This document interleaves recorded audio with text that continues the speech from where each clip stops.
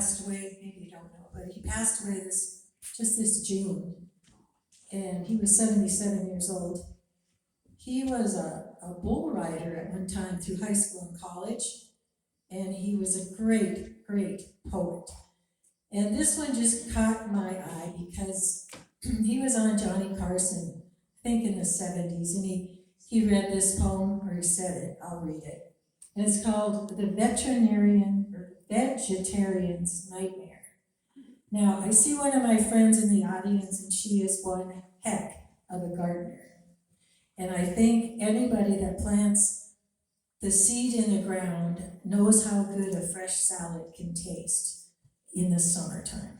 So this is Baxter Black's Vegetarian's Nightmare.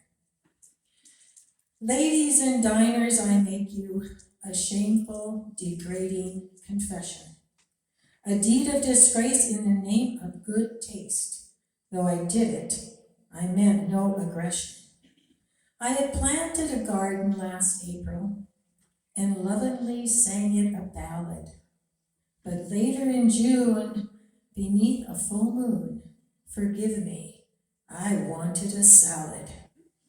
So I slipped out and fondled a carrot, caressing its feathery top.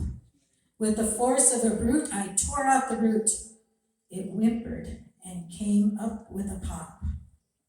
Then, laying my hand on a radish, I jerked, and it left a small crater.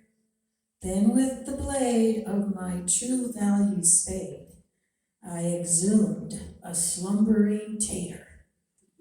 Celery I picked, I twisted or squashed. Tomatoes were wincing in fear. I choked the romaine. It screamed out in pain. Their anguish was filling my ears.